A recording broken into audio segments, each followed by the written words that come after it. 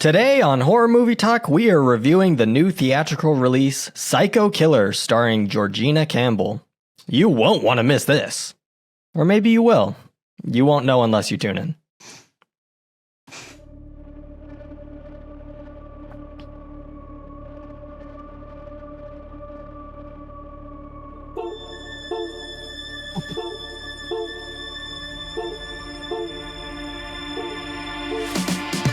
Is this a metal thing? Yes. Little taste.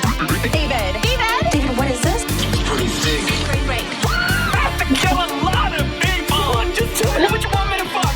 I have big tits and a tiny vagina. Oil me up, daddy. I can't believe that Bry's first big tits. Mistletoe alert. This is backcountry. This guy was a real jerk. How long can Hugo be pregnant? Chomp, chomp, chomp, chomp. Oh, you're such a dick, David. Okay, everybody, put on your corpse handling gloves. Ew.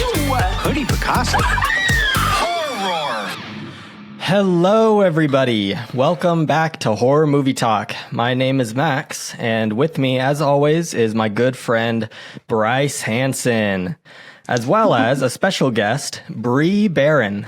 Bree, do you want to let us get to know you a little bit? Sure. So, hi, I'm Bree. I am based in Jersey.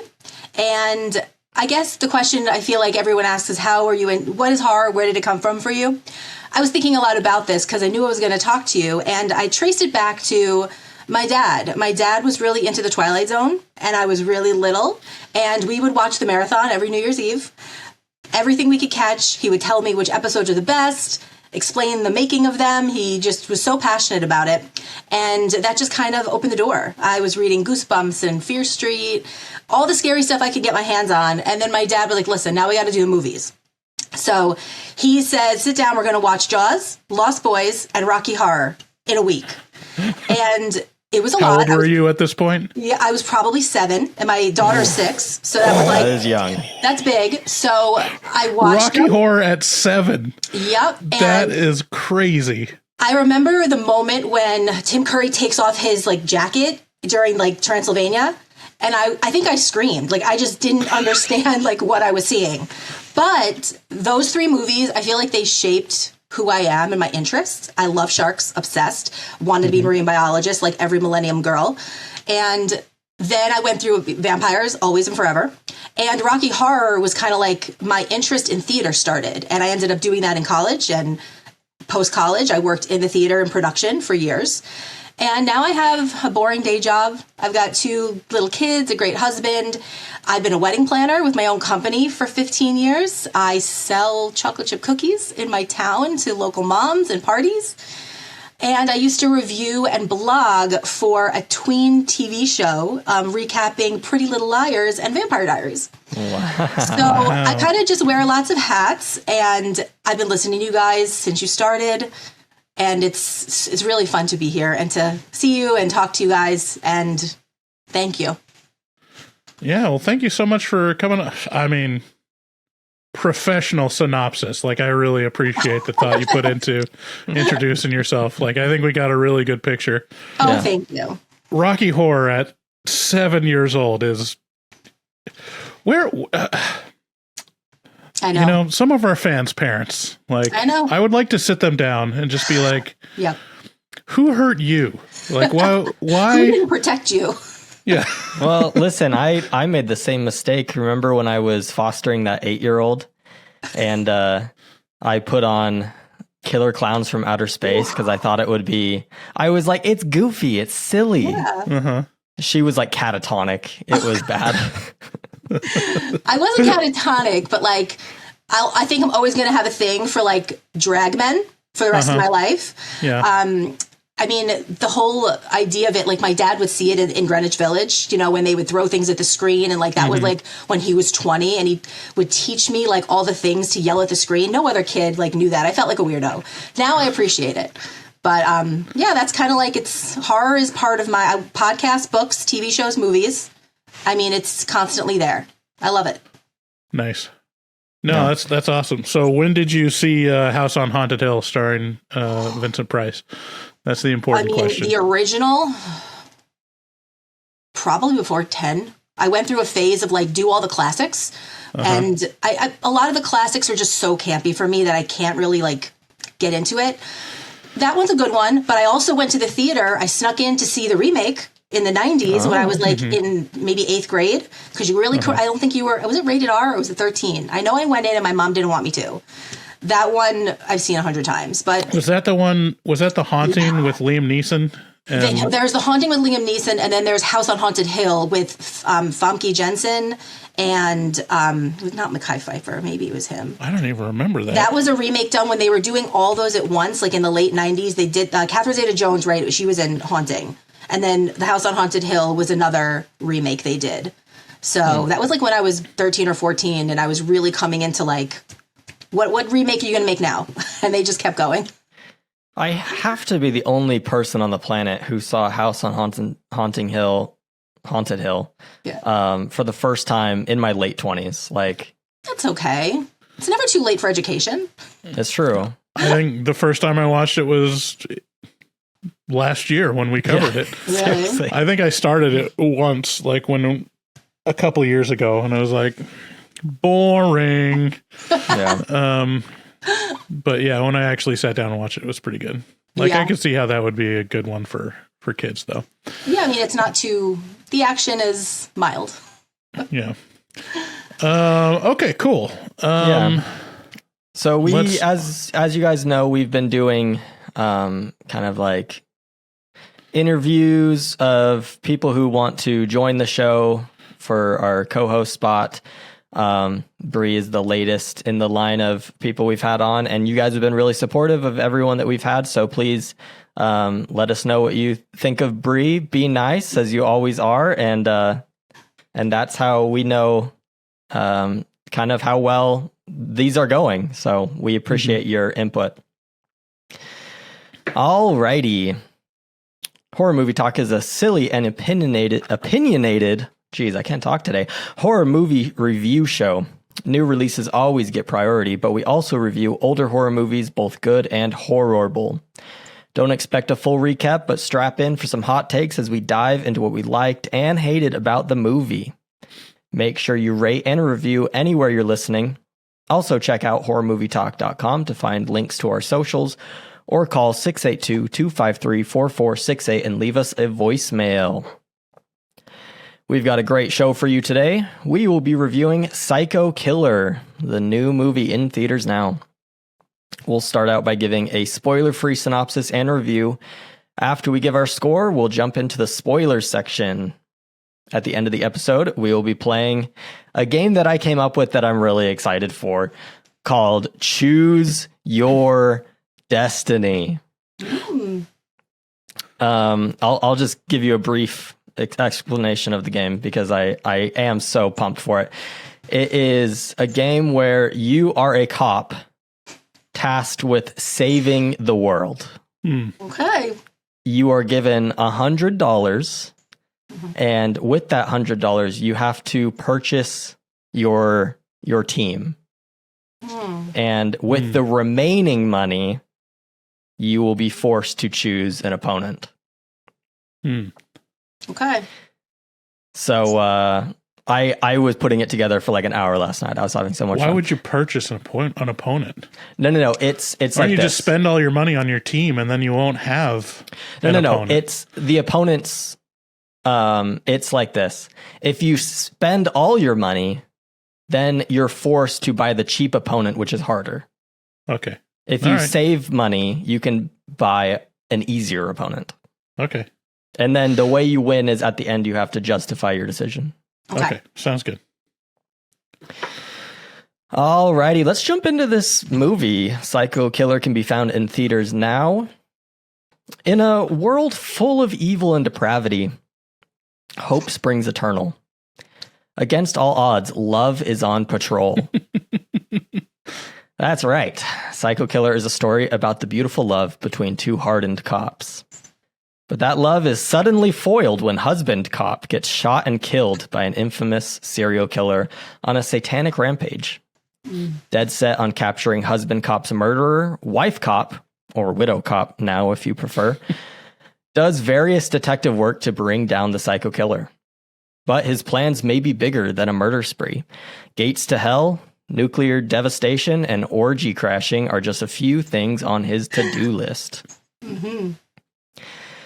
Psycho Killer had all the makings of a decent movie. Who doesn't love a good detective movie about an evil psychopath and Johnny Law's yearning for justice? But the problem with Psycho Killer is that it fails to go beyond this premise even a little bit. The detective work is boring. There's no big reveals or any real hurdles to overcome except for maybe some like jurisdiction issues. The killer is by the book's satanic trope who kills people in unremarkable ways and smears some blood around. There is an attempt at humor in the midsection with an addition of a more worldly group of Satanists, but even that plot point does very little to advance the story. I won't spoil the ending, but I will say that the evil plan of the serial killer is at least sort of novel, and I was interested to see how it would play out. But I was unable to find myself connected to the story's protagonist. Unfortunately for this movie, the most boring part is watching the wife cop actually look for the guy. Like, she's the main character, and I hated watching her. It was so boring. I wanted to like this. I just didn't. I'm going to give it a 3 out of 10. Bree, what do you think? I completely agree. I feel like anyone who makes a movie is doing something I'm not doing. So you get a score for like, you made a movie. Good job. Mm-hmm. I was even going to go 2, but I'm going to go 3 because I didn't fall asleep, to be honest. Like, there were points I almost did. I feel like it was a cat and mouse, right, thriller. But when I want the cat to eat the mouse, it's not a great movie. Mm-hmm. And I did not care about the characters. I didn't care really. I didn't feel like the stakes were there for anything. Yeah. And I had the makings, but even the makings were so elementary that I didn't feel like it was really worth its weight. So 3 out of 10. And some parts made me laugh. So, kudos for that. But I mean, my theater was empty. I didn't even feel like there was no marketing behind the movie. It was kind of set up to fail. But, I didn't sleep the whole time. So 3 out of 10. All right. Yeah. My impression of this movie, like, to sum it up, was the feeling of, that's it? Mm. Like, that's all you're going to do? Like, it's so, this genre of, like, serial killer horror is so full of really great movies and, like, lots of nuance and lots of opportunity for character exploration and, and making a really interesting serial killer. And it's so simple that it just begs the question of, like, why did this need to be made at all? Exactly. Because it's literally just a serial killer murdering people. Like, it doesn't really go into motivation other than he's evil and he's satanic. Satanists are evil. Mm-hmm. And, like, there's not really a lot of character development with the cop, even, other than a revenge quest. No real, like, arc for her. And yeah, I mean, Psycho Killer, qu'est-ce que c'est? Like, what is this? Why did this have to happen? And I think I understood after I went on IMDb the real reason why this is. Apparently it's been, like, in the works since, like, 2007. And I think the headline is that the writer, Andrew Kevin Walker, was the writer of Seven. Mm-hmm. And so it's like, oh, like, so he knows how to do it right. Yeah. Like, he's done, the best serial killer movie ever made. Mm-hmm. With, like, all those things that I said were missing, like super interesting characters of Morgan Freeman and Brad Pitt, super interesting killer, super interesting, like, arc, and, like, it all ties together. And in this one, he's just like, nah, I'm not going to do any of that. I'm just going to make the most boring serial killer movie. Like, it's almost, like, feels like a joke because even the violence is so straightforward. It's like, like, when he was murdering a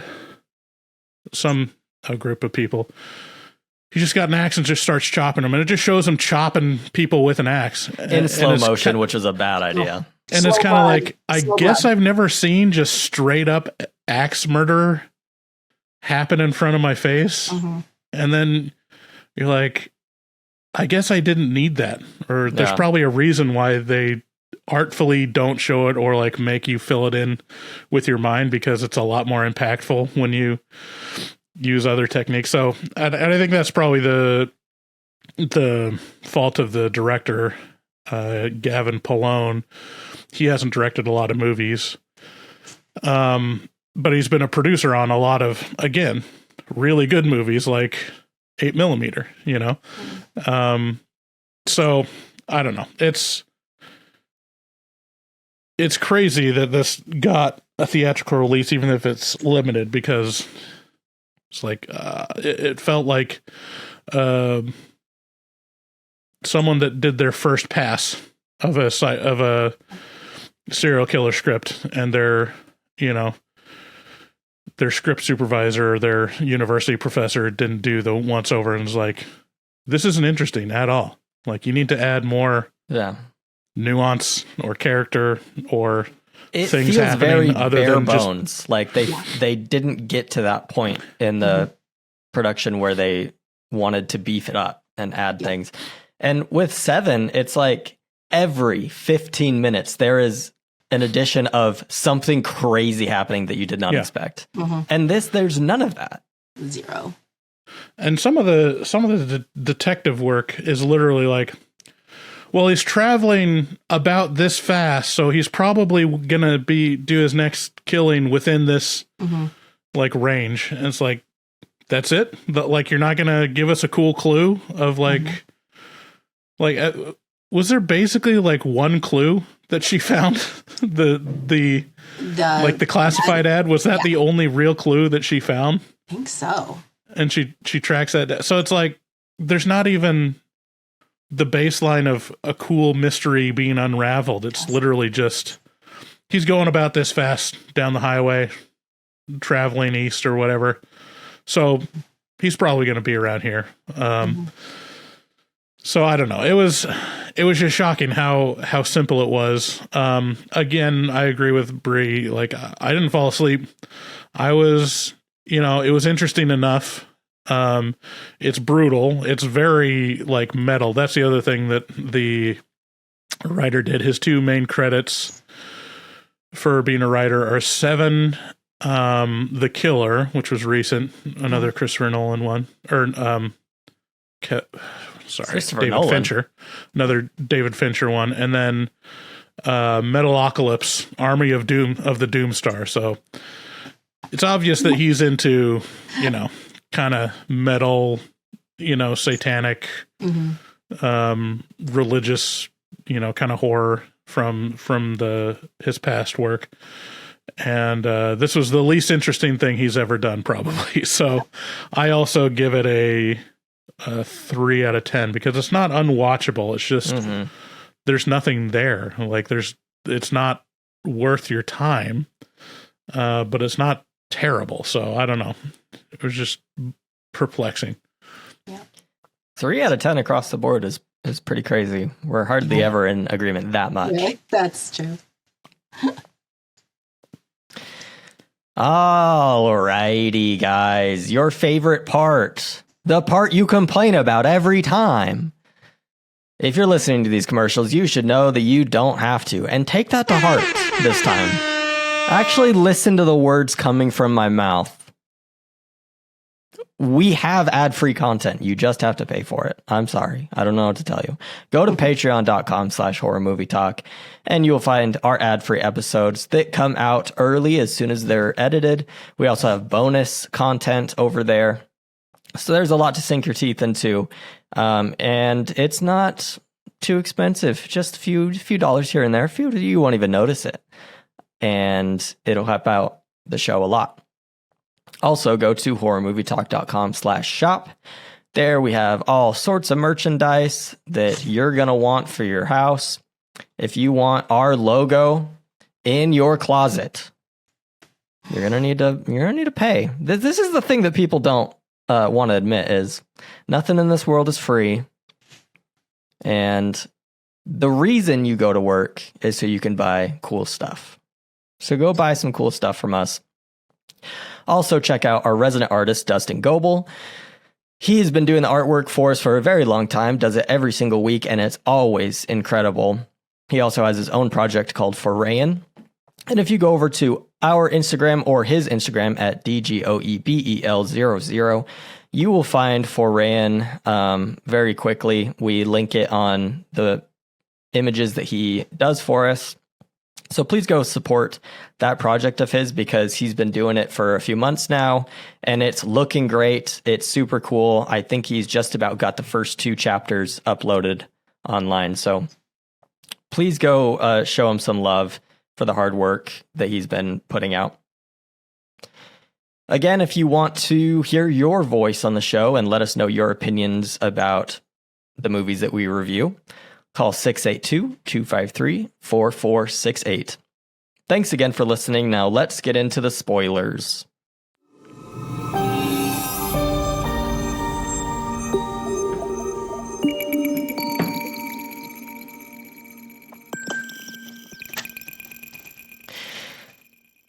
You're muted. I'm trying to do more drops, but I'm just not fast enough. That's okay. You can always do them late. People get it. Mm-hmm. Yeah. What was the drop you wanted to do? Just do it. It'll make you feel better. Let's see. I can't remember what. Oh man, you are. Well, too slow. there was, here's another ad.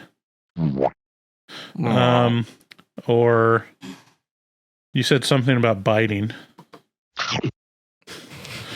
And then there's, you can go over to Dustin Goebel's Instagram. I don't know.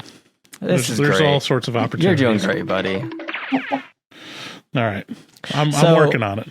The first part of this movie is kind of crazy because it's a routine traffic stop. But what I wanted to point out here is if I got pulled over and then the cop who pulled me over is all of a sudden like being cute with his wife and having a little moment, I would be pissed. Uh-huh. Like, can we focus here? Let's get focused. Pay attention. I don't want to be here while you're making googly eyes at your wife. Yeah. And also, it's pretty bold that he killed the husband cop right in front of another cop. You think he'd just like kind of, play it cool. Mm. But I guess, he also just told him straight up like, well, I'm about to arrest someone for drugs, which is probably not great police work to like say I don't know if that's loud. protocol to right outside the window be like, I think this guy's going in the slammer. Yeah. I think this guy's got drugs. Yeah. Are highway patrol cops real cops? I mean, I actually am not totally sure, like, of the standard there. They didn't seem very professional and very seasoned. State troopers are probably the most qualified cops. Really? Like in terms of like actual cops. Mm-hmm. So like a city cop is probably like the least trained, and then there's like a sheriff, and then there's the highway patrol. Like, see, I didn't know that. My brother-in-law was in the Washington State Patrol for a little while until he abandoned ship. I think he just hated it, and now he's working for like Fish and Wildlife. But no, I mean it's an intense training. Like they go to school for it and like have to like do a whole like year-long coursework and training, like lots of training with like driving and the law and stuff. So like they're hardcore, and they're probably the most at risk because drug trafficking happens on the freeway. So you're gonna. How come I've had to go to school for 6 years to sit in a room and talk with someone about their feelings, but a cop has 1 year of training? 1 year of training. Good point. Yeah, that's a good question. And they have no weapons. Yeah. I didn't get that, like that professionalism, that kind of like stature of what you're saying, of like what their role is, it didn't come across, for me at all. I felt like it was, if you're going to bust someone for drugs, you're not going to have even if she's not your partner, like have maybe support.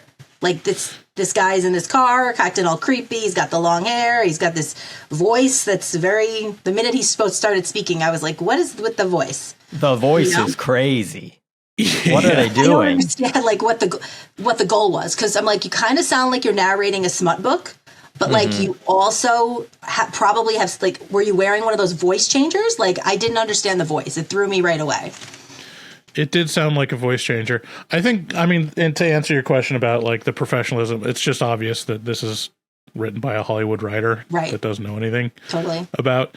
I mean, I feel like I could write like a pretty convincing script for cops because I watch a lot of body cam YouTube videos. And I'm pretty sure like if this was an actual stop in reality, number one, he would absolutely ask for his wife to back him up because cops are very paranoid. And especially if he spots that this guy's got like a stash of pills.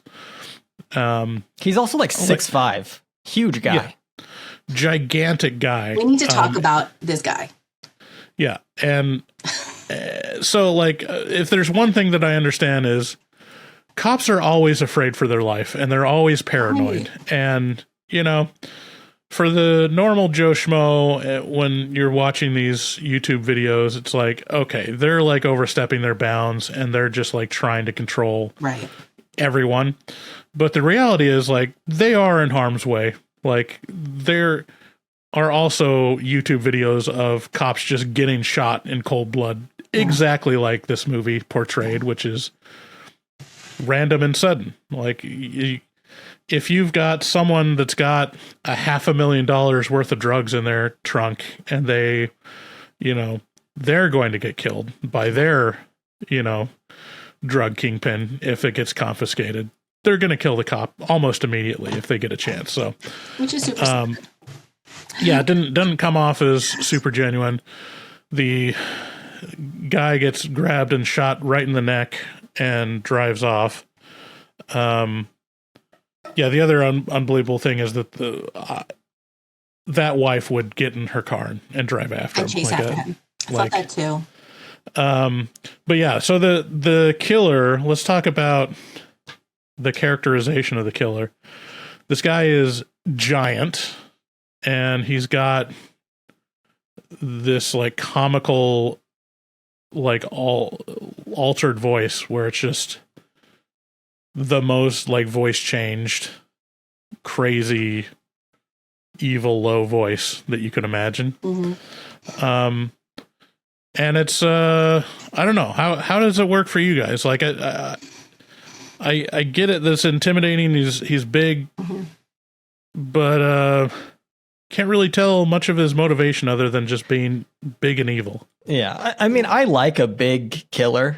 I think that's one of the few reasons that Halloween actually sometimes works is because he's just a giant man. One of the parts of this movie that I felt like really showed his size was when he meets the other Satanists and the dude kind of giving him the tour is just this like 5'8" guy like me. And I'm like, that's why I could never be evil, because no one would take me seriously if I was evil and 5'8". I mean, I agree with what you're saying, and I think that's a perfect way to say it, like why Halloween works. Because, okay, I'll give you the girl's perspective. I'm like, this guy's jacked. His body's great, crazy. I guess I'll run away if you're trying to murder me, but like, you're kind of hot. And they show his body so much, and he wears a mask most of the time, right? So you don't see his face. So you're not connecting with anything but his physique and the crazy tattoos. For me, I'm like, that's a green flag. Like, hot guy, tattoos, great. You're a murderer. That's, takes it off the table. But like, what are we supposed to be getting from this? Because they really show his body a lot, and they're showing his size and his strength and deliberately keeping the face covered.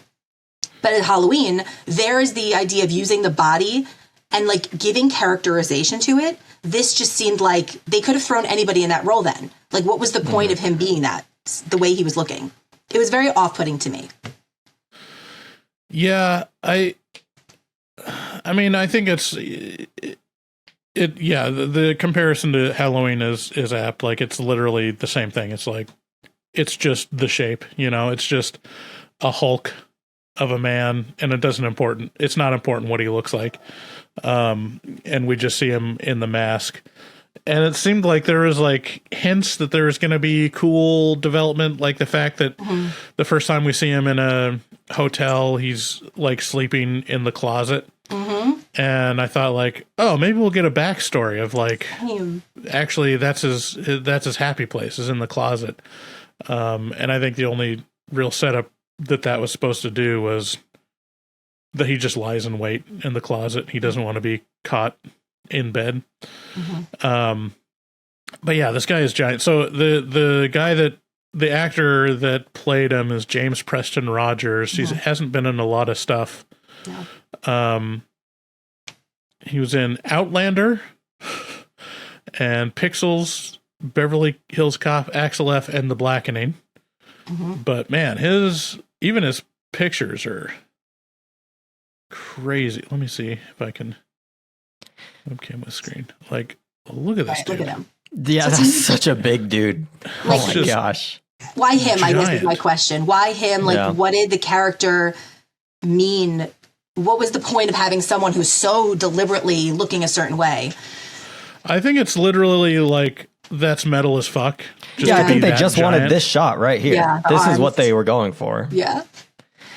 Yeah, I mean, there's a lot of like heavy metal aesthetic in this too. And there's like, I mean, they use a heavy metal band, like lyrics and stuff, as kind of being part of the inspiration. That's part of the thing that's a little confusing to me, is he's a Satanist. It sounds like he's following someone on the radio as a cult leader, and that kind of ends up being Malcolm McDowell, I think. Was that the guy on the radio? Was Malcolm McDowell the same guy that he was listening to? I don't know, because that guy's he's British. I don't think that it was the same guy, because they answer an ad. It's like kind of random that he finds them. Yeah. It's not like they were targeted. Just tuned into like Satan radio. It's kind of like what I was thinking he was. You just turn it to 666 on the dial. Good one. And then he's like also, okay, this is confusing. So is he an acolyte of that past like mass murderer cult leader, or is he the cult leader? I think he is. Yeah, same. Because if you remember the tattoo, is that what you saw? That's what I saw. Well, at the end, it also explains that like this guy was previously in jail for murder, and now and then they thought that now this new guy was a copycat, but he was really just the same guy. He was the same guy. Yeah, that's how I feel. He had the No Mercy tattoo in the same place. And is that the hand he had wrapped up the whole time? Because remember, one of his hands was gauzed, like almost the whole film. And I don't know, I think it might have been his left with the tattoo. Like, were we supposed to not really catch on that it's him? I think that was more of like, he knew that he was going to be on camera, so he was hiding hiding kind marks, of identifying marks. That's true. Having your whole body covered in crazy tattoos is not a good way to hide your identity. Yeah, it is crazy how many. It just tells you that criminals are the baseline criminal is very dumb. Because the baseline criminal has a bunch of identifying tattoos all over their body. It's like, if you're going to be a career criminal, don't buy tattoos. Invest in wigs. Invest in fake noses. Invest in trench coats that you can quickly slough off and escape. You know? It's like, why don't criminals just study what the CIA does? You know? Just... I don't know. No, I agree. I should be a criminal just to teach these guys how to do it. I always thought that if I was going to be a criminal, I'd do it pretty good. I'm a nobody. They're not going to remember this face. I feel like How about you? I don't know. I feel like I'm in a rough place because I'm not smart enough for white collar crime, and I think I'm too lazy for, violent crime. So White collar crime would be tough. I actually think that's like a full-time, that's a 9 to 5 right there. That's a hard job. I think it depends on where you're working. You could probably pull off white collar crime pretty easy with a company, like a small business that just doesn't have any controls. Well, if you're already in a position of power in a big company, it's probably easy to commit white collar crime. If you're just a dude fresh out of getting his bachelor's degree and he's like, I want to be a white collar criminal. Okay. 20 years of grinding. Right. Yeah. You gotta like study enough to be in IT security, so you are able to work around it, or study enough to where you're one of the accountants. Yep. Or in finance. You controller. You're not going to be in marketing, unfortunately. Like marketers aren't going to be able to commit a lot of white collar crime. No. Salespeople maybe. Salespeople get access to like credit cards. Yes. Something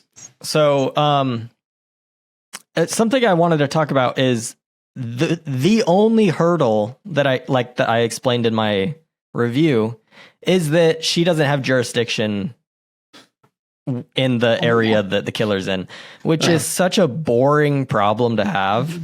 And not only that, but she goes to the FBI agent who's in charge of the case, and she's like, please, my husband died. And rightfully so. He's like, no, I cannot just let you jump on board, especially if you're like this closely tied to the case. And then in the next scene, not 2 minutes later, another FBI agent is like, nah, I'll just give it to you. I'll just give you the files. It's just such a nothing. Like there's no reason to have that conflict. Yeah. Yeah. I don't know. I mean, obviously it didn't keep her from pursuing him at all. I just wish there was more done in terms of like showing, the obsession or the moral compromise of stepping outside the bounds of the law. For her, like, she probably has way less, which is kind of surprising in terms of like a script structure for a serial killer movie. They kind of flipped it because it feels like 80% of the time is usually spent on the detectives in a serial killer movie, and 20% of the time is like giving you glimpses of like, oh no, the psycho killer is like, he's going to do this next. And then you either see like hints of him doing the crime or the after effects of it. This one is 80% the psycho killer's perspective, and like 20%, oh, by the way, the cop is still following him. There's just not. Yeah. And what's crazy is that's way less interesting because, the psycho killer is boring. He's just like, he's got nothing else. He's not doing anything interesting. I mean, killing people is actually, when it comes down to it, not that interesting. Yeah. It's like, oh, here's a guy on the side of the road. I guess I'll kill him.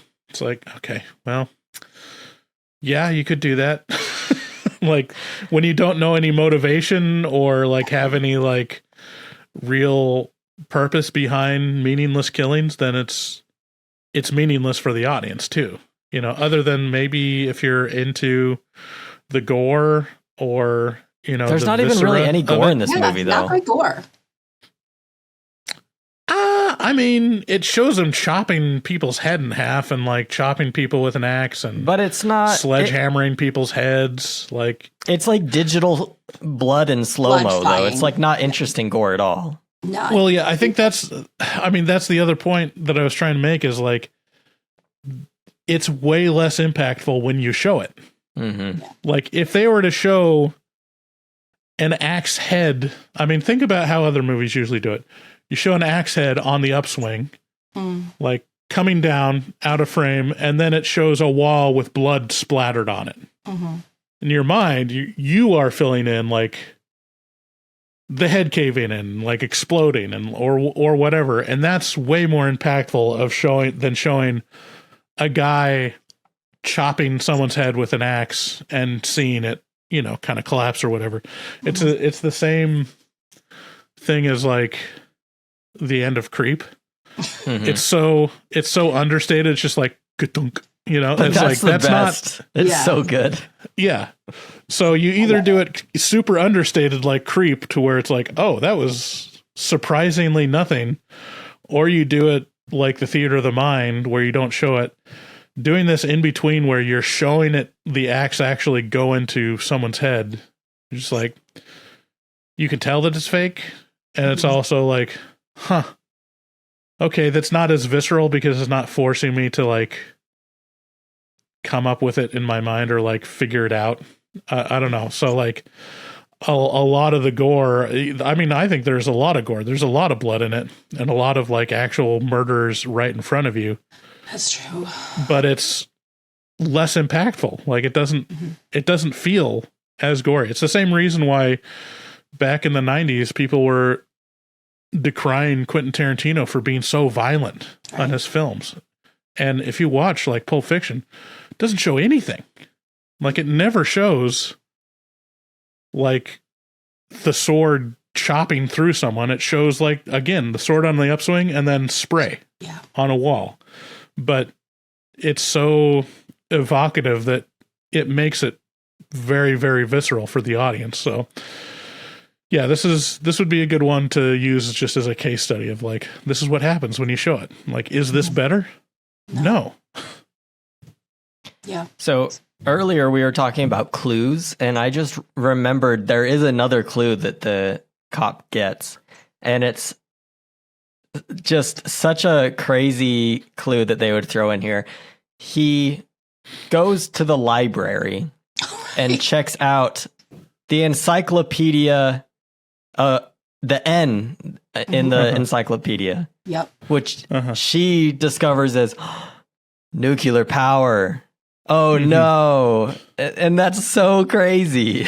Like that's the clue. Yeah. He checked out N. It was N and what other, wasn't it like 2? Was it N and T? I feel like I wrote T, it yeah, down. because of 3 Mile Island. Yeah, it was N and T. So stupid. It's, first of all, what is the encyclopedia going to tell you about nuclear power? Right. Like It's like if Why you need Walter the book? White got caught because he checked out D for drugs.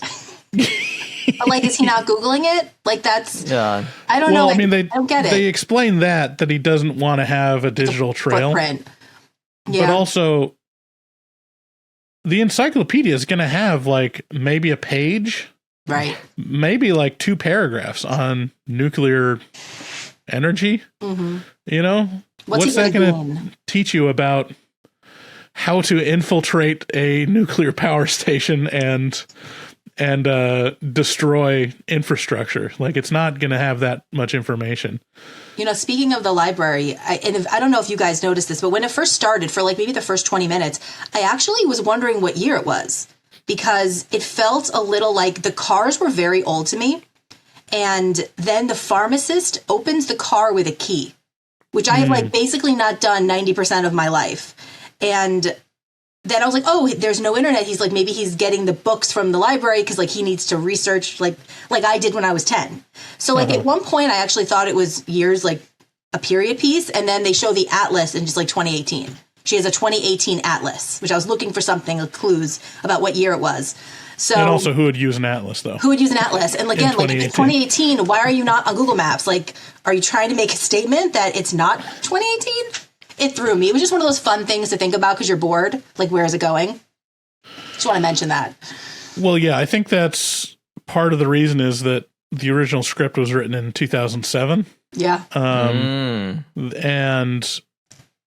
the director first signed on to direct in 2010. Which isn't, I mean, that's still within the digital age. Yeah, we still had what we have. I mean, it was a long time ago, but, you know, update your script, man. This is your job. I mean, I Using gotta go an back atlas to the is library crazy. because something just occurred to me. He breaks into the library and they know that he stole the T and the N encyclopedia books.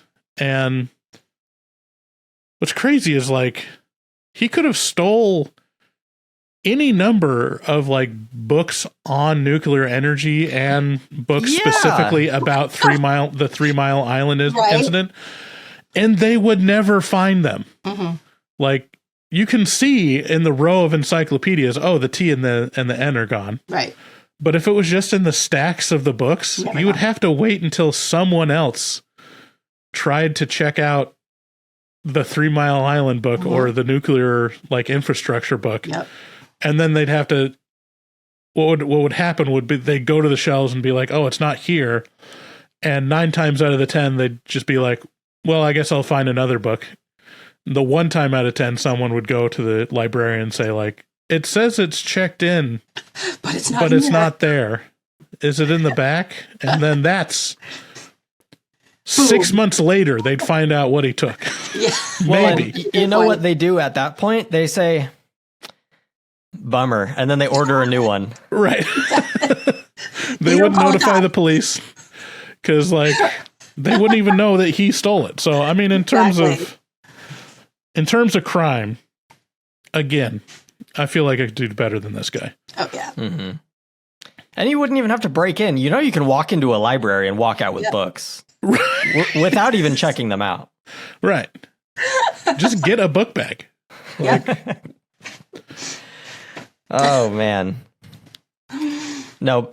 Okay, so another plot point that I think we got to cover is the group of Satanists that he comes across. So he puts an ad in the newspaper that basically boils down to Satanists looking for friends. Yeah.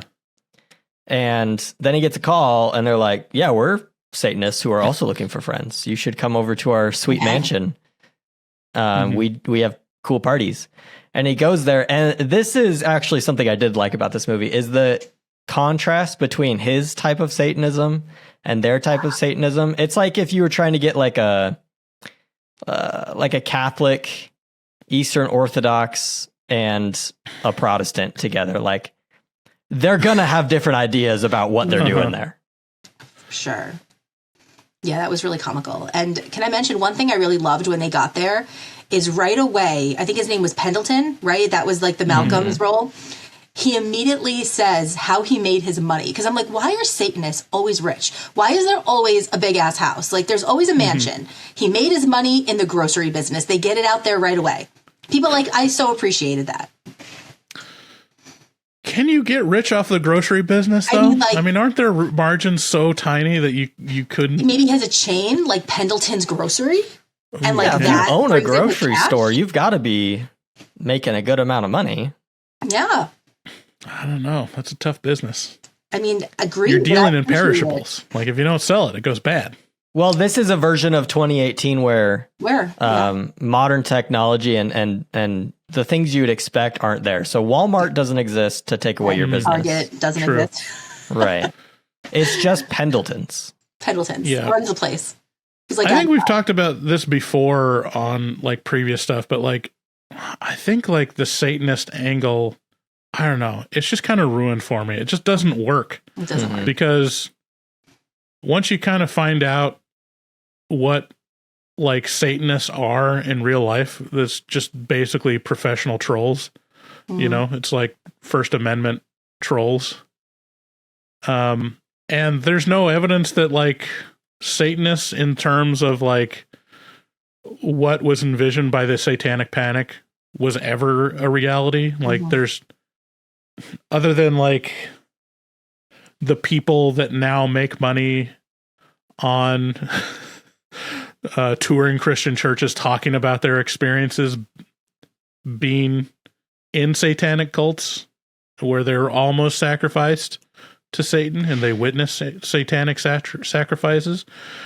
That's the only evidence that actual Satanists exist, is the people that make a lot of money perpetuating Well, that Satanists exist in this format. So it just kind of falls flat for me. This form of Satanist I can buy because I've read the Satanic Bible by Anton LaVey, and in it, there are sections about ritual And the rituals are about coming. Like, that's the ritual. It's find a woman who will make all the dudes in the room come. Right. And hit a gong and ritual complete, you know? So I believe that there are people out there doing that. But it's got to be rare, but probably happens. Maybe Yeah, not. I mean, like if you're actually following the, religion, it is all about like, the natural impulses and nature and whatnot. So that's the other part that kind of fell flat of like whatever satanic thing that this guy was following was like reveling in the destruction of the natural world.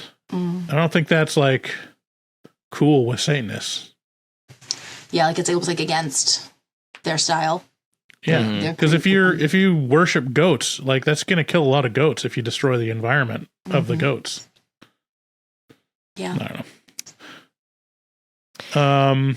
So yeah, I mean that kind of fell flat, but yeah, it is kind of cool having a like kind of a lame satanic group. Well, that's what I appreciate about it is like he comes in and he's like, no, I'm here to kill people. That's this is the my gig. version. Right. And they're just kind of like what having takeout, doing and having sex. So there's nothing grosser than sitting at a table with a bunch of Chinese takeout, and they're like, I can't think of anything less sexy to eat before an orgy. Like, I mean, if you're gonna have an orgy, like, get some salad, light bites, crudité. Just, you're not gonna have heavy, salt-laden stuff. Like, imagine eating just a full Buffalo Wild Wings spread, and then like, all right, let's get naked, folks. You can still smell the Thai curry on your fingers as you're doing stuff with those fingers. So we've kind of already touched on it, but his big plan is to blow up a power plant in Harrisburg, which they describe as having the ability to take out the entire East Coast. And if that's true and if that's possible, hey, let's not have those. Yep. If a mistake can blow up the whole East Coast, let's not do that. Yeah. Security, not so great, considering that's the risk, right? They're just like checking his trunk, no problem. Like, trunk is the only place that you could hide something. Yeah. Well, and the thought that kept coming to my mind as he's breaking in is like, surely blowing up the control room is not going to cause the whole place to melt down. Like, they have to have a safety system where, like, if everything is broken and everything's shut down, these things still hold it together. Work. Absolutely. They must. I know they have to. I refuse to believe that they don't. Yeah. Exactly.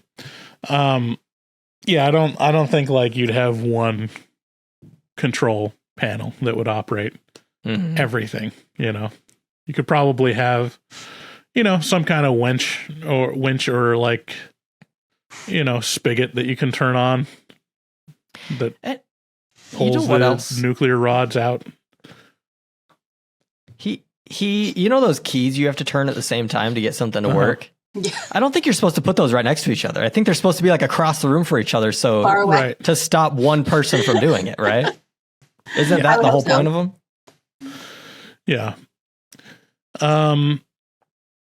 Yeah, I mean,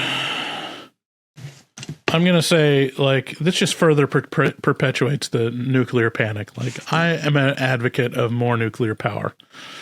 I hear it's actually really good. It's clean. I mean, other than the nuclear waste.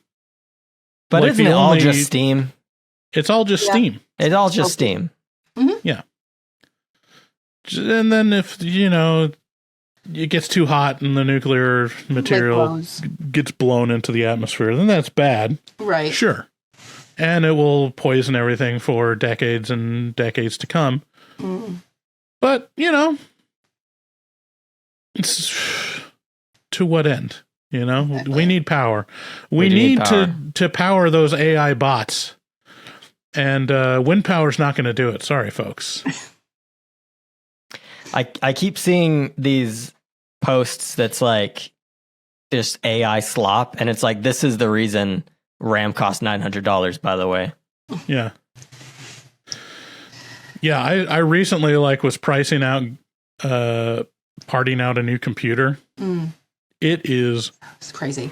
rough out there. Holy shit, RAM is expensive. And that's been one of those things, like hard drives, that has always historically gone down in price. It's like, yeah, it's basically like buying,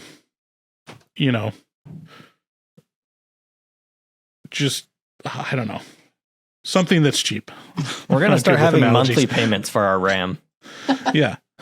Wouldn't surprise me. Yeah, I have to go to the furniture rental store to get my RAM now. Now I'm paying a monthly fee to Aaron's or whatever. So, and maybe this is the last complaint I'll have about his plan. He straps sticks of dynamite to his chest. Mm-hmm. And I don't know why that bothers me, but it makes him sound like a prospector. Like, get some C4. Right. Yep. And also these grenades that look like they're from World War II. That's what I mean. It's so dated. Everything is so dated. And also, in terms of that dynamite, his plan is go into the center of the room with dynamite strapped to my body and set it off with a grenade. It's like, couldn't you just get a fuse, first of all? Like a fuse and a match? Yep. Or put and it on also- the ground and roll the grenade to it. Right? Yeah, or just put the dynamite on top of the panel. Like, why is it strapped on your body? I Suicide don't know. mission, I guess, trying to make it very clear that this is how he's going down with the ship, I guess, is like what they were going Yeah, I for. don't know.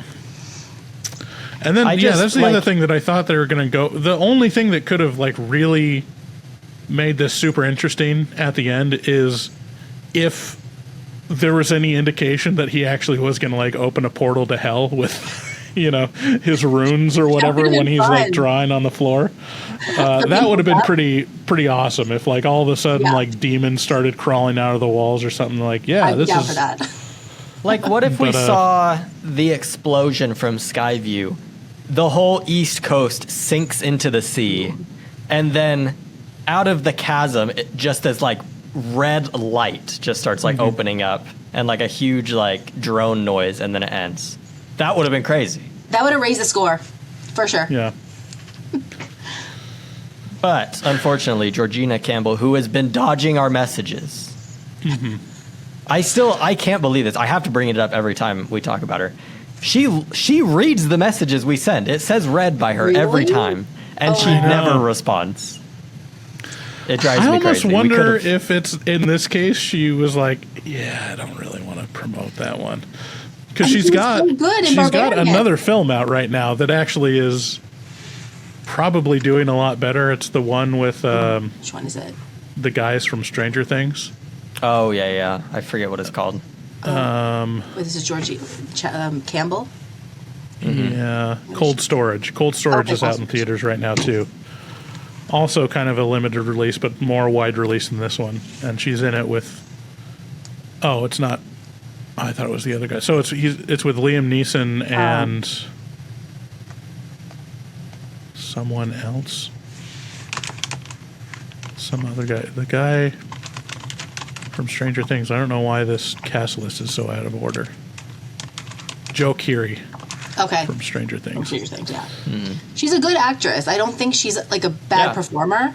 They just gave her nothing to work with, and I think if I could sum the movie up in one word, it's unearned. Everything about it, from the way they very quickly introduced the marriage to her revenge and anger.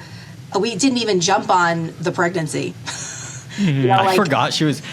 It shows her with a pregnancy test, Yeah. and then later in the movie, it flashes forward to her being very pregnant, and I was I totally even forgot that she was pregnant. I know, and the only jump scare for me was actually in that little dream sequence. I one time went, oh, in that one moment when that like jump scare happened.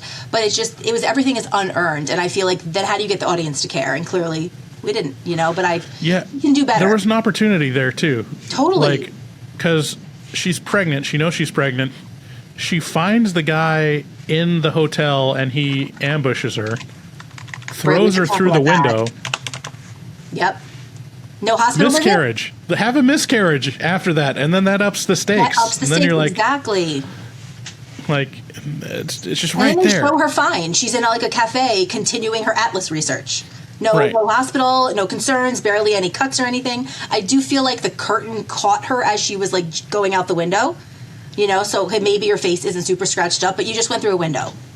Come on. Also, like, they kind of just gloss over any consequences for her whatsoever. They're just like, it almost felt like an afterthought, because the next scene is her just in that cafe or whatever, and you're like, well, wait a minute.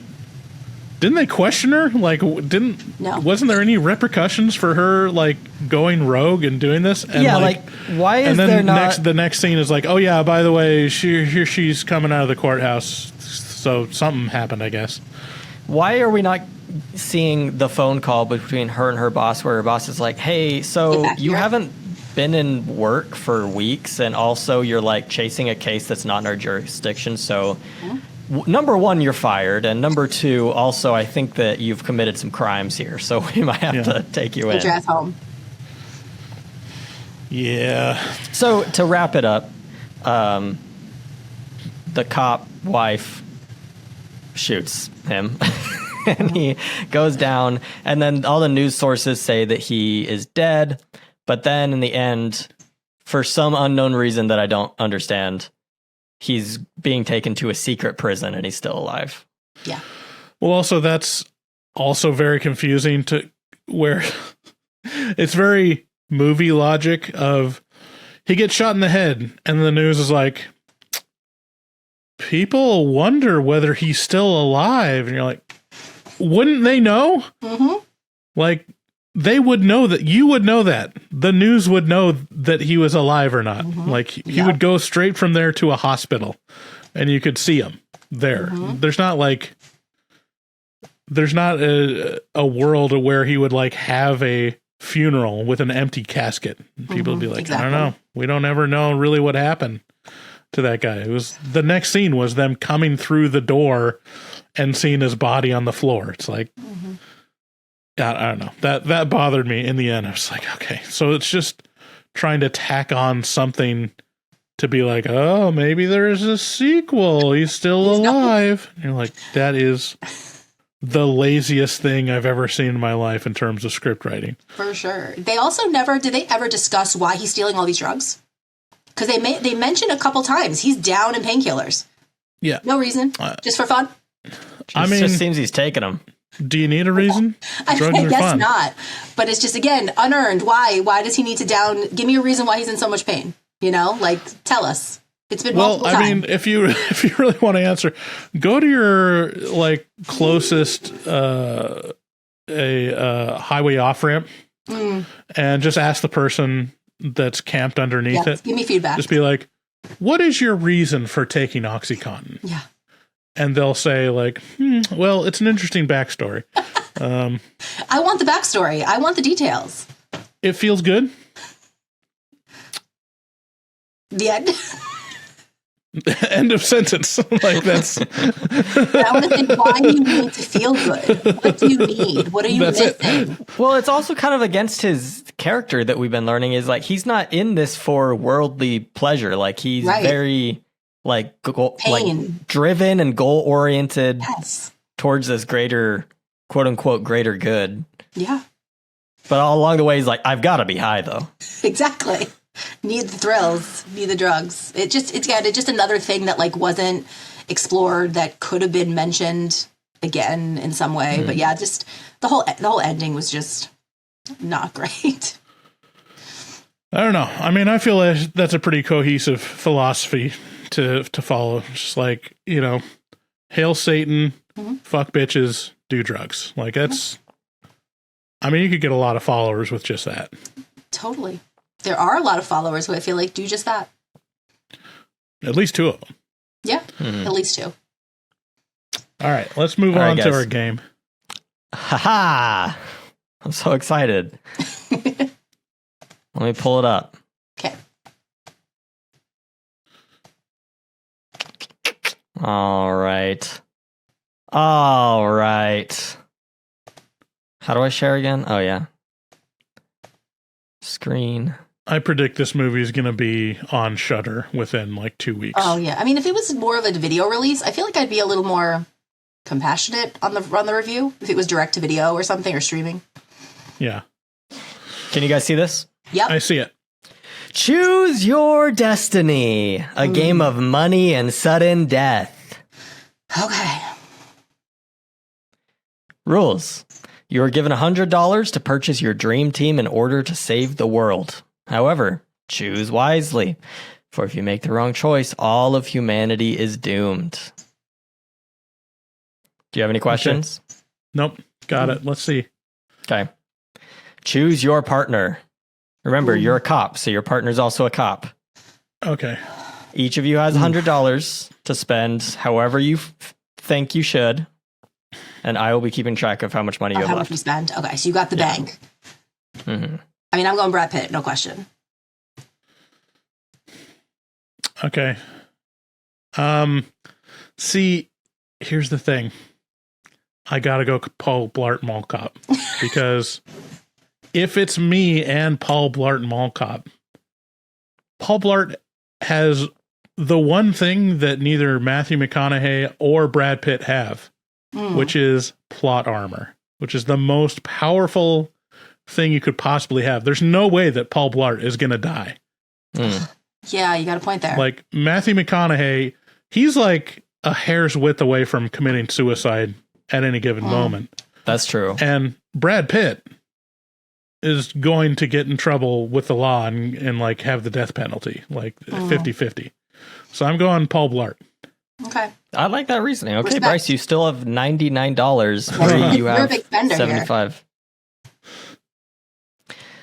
Next, choose your weapon. We have a lightsaber, a sword that I think is from Lord of the Rings, a golden pistol, or a potato. So is this golden pistol like a movie pistol? Explain. That's important. I will not explain. You mean like a pistol that just never runs out of ammo and is always hitting its target? Stopped. Right. Sure. Yeah. Okay. Then it's the bullet, and then it's the gun. It's the gun for me too. Okay. Bryce, you now have $79. Bree, you have $55. Okay. Choose your wife. Now, come on. The bonus here is your wife also gets to help you save the world. So we have Black Widow, or just regular Sydney Sweeney, or Georgina Campbell specifically from Psycho Killer, or no wife, she's dead.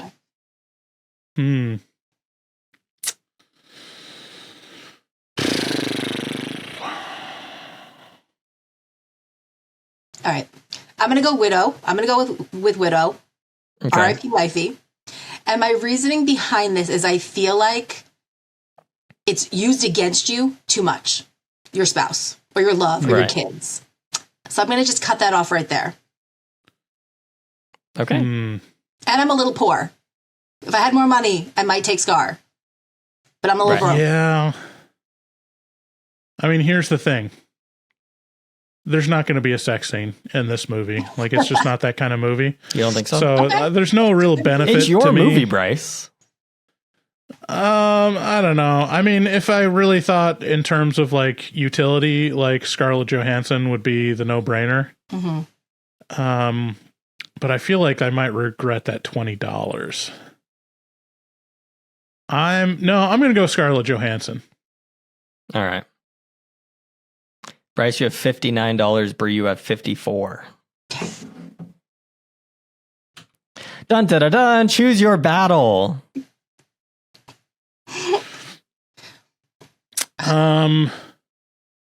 So wait a minute. So we got Thanos with completed Full Completed Gauntlet? Infinity Gauntlet. with the Infinity Gauntlet, so you'd be fucked. Mm-hmm. Megatron, Yep. Okay. and then Cthulhu. Cthulhu, yes. And then little baby. And then a little hamster. Little baby.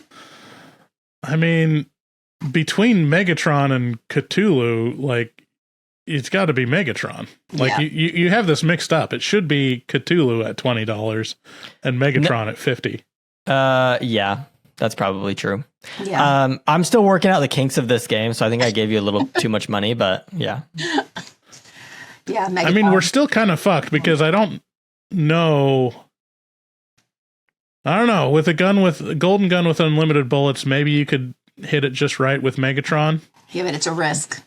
But again, I think my ultimate weapon, regardless, is going to be Paul Blart Mall Cop. Is never going to die. Like, he's going to like trip his scooter over Megatron's foot and make him trip and then fall down into a volcano or something. Like, that's what's going to happen.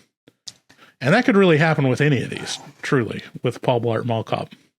Are we allowed to ask a follow-up question? Like, how many You got more, as many questions as you want. how many more picks after this screen? Like, how much more spending opportunity is there? This is actually the last one. I It's the gave you last too much screen? money. Okay. You were supposed to be out of money by now. Okay. So if I'm at the end, I have the budget for $50 for that guy. Yeah. Yes. I feel like I need to go with him because my gun will work with him. You think? More so than the other ones. And I mean, I'm not going to hurt the baby hamster. I'm just not. And I'm poor. Well, you don't have the money. money for the baby hamster. I'm too broke. The point of the hamster was if you chose Paul Blart, no wife, and a potato, you could be beating to death a hamster with Paul Blart using a potato and win easily. Easy. Right. But you were selfish. Yeah, I'm not sure you're going to be able to defeat an ancient god with a gun. Yeah. You know? Yeah. I don't know. Also, I think that lore accurate Cthulhu makes you want to kill yourself. So Right. Mm. Yeah. But can you get gun? Can you shoot through that armor on Megatron? that's the thing about Megatron is I don't know if any of those weapons are getting through him, except for Work. maybe the lightsaber. Lightsaber would have been a good option for him. Yeah. If you took Paul Blart in a helicopter and he had the lightsaber and you pushed him out and he like fell in the cracks in Megatron's chest, I think you might have Yes. an opening there. Again, I think Paul Blart is like, that is the like ultimate. I mean, that's basically, I should actually choose Thanos because having Paul Blart on my team is literally having the Infinity Gauntlet. You get to control, space and time by having an unkillable character. Yeah. Well, and he can't be snapped out of existence because, like you said, he has plot armor. Right. But I don't know. I mean, Thanos did take out half of the universe, and a lot of those characters had plot armor. Well, they had so much plot armor that they came back. Yeah. Right. Yeah, exactly. So, I mean, Scarlett Johansson, the Black Widow would know all the Avengers, and so we'd be able to use the time travel devices. It's true. You'd have a team behind you.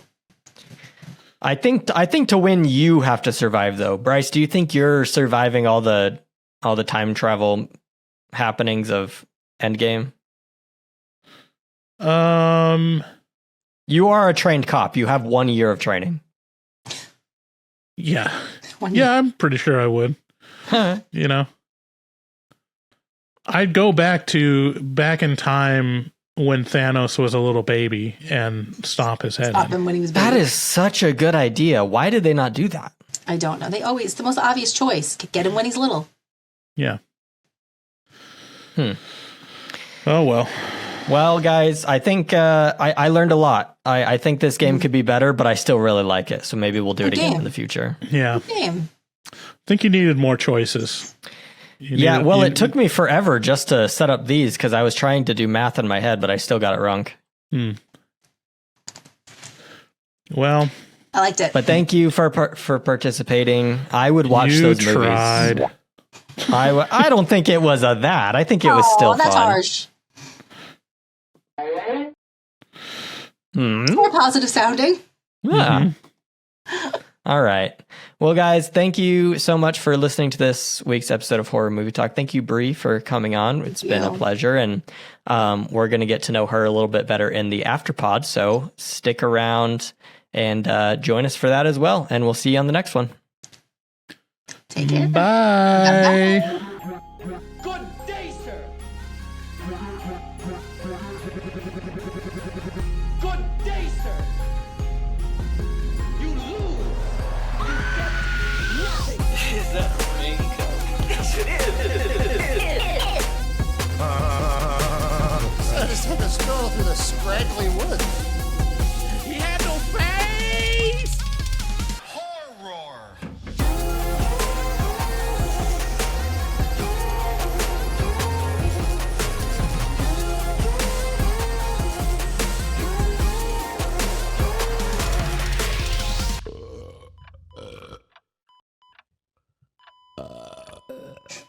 Wow, that didn't sound good.